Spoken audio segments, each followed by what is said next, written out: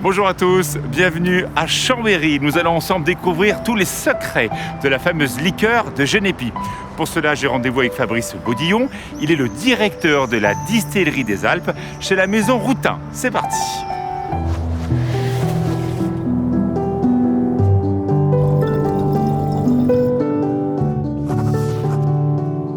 Bonjour Fabrice. Bonjour Alexis, bienvenue à Chambéry. Merci. Alors paraît-il que c'est ici que l'on fabrique la fameuse liqueur de Genépi? Tout à fait, c'est juste un petit peu plus loin. Il faut quoi pour faire du Genépi? Pour la recette traditionnelle savoyarde, 40 brins de Genépi avec les 40 morceaux de sucre qui macèrent dans 1 litre d'alcool à 40 degrés pendant 40 jours, ça c'est vraiment la recette la plus connue. Mais vous faites encore comme ça la distillerie des Alpes? Alors de notre côté, on ne procède pas tout à fait de la même façon.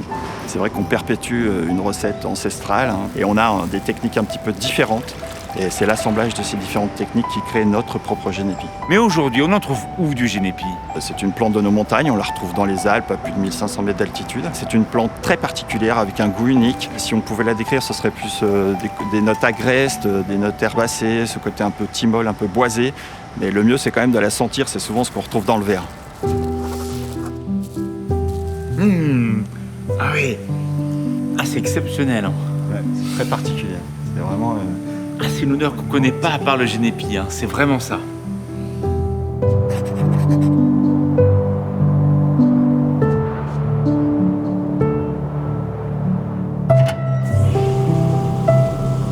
Notre recette à la distillerie des Alpes propose sur 2 procédés, la macération et la distillation. La macération, c'est assez classique.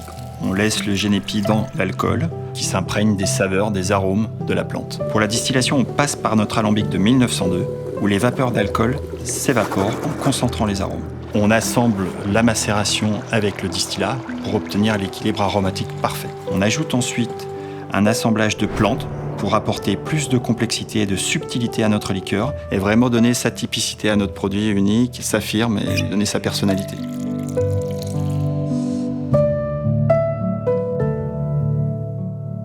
Ce parfum si particulier, là on est au cœur de la plante, c'est rond, c'est frais.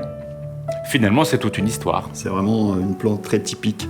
Et c'est ce que j'aime dans mon métier, c'est d'avoir l'impression de perpétuer un petit peu ce savoir-faire, cet héritage, de continuer à faire connaître cette liqueur au travers de notre recette, qu'on peut consommer d'ailleurs aussi, pas uniquement en digestif, mais en apéritif, dans des cocktails. Chacun peut y trouver son compte et sa façon de l'utiliser. Les possibilités sont vraiment infinies.